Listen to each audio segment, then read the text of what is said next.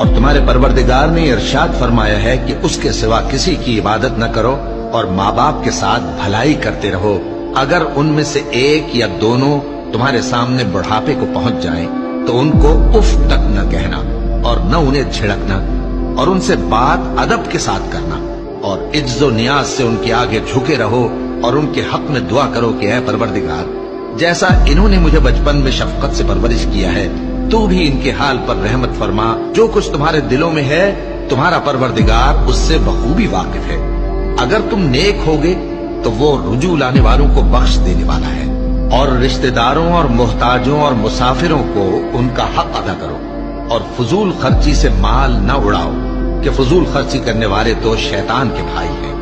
اور شیطان اپنے پروردگار کی نعمتوں کا کفران کرنے والا یعنی ناشکرا ہے، اور اگر تم اپنے پروردگار کی رحمت یعنی فراخ دستی کے انتظار میں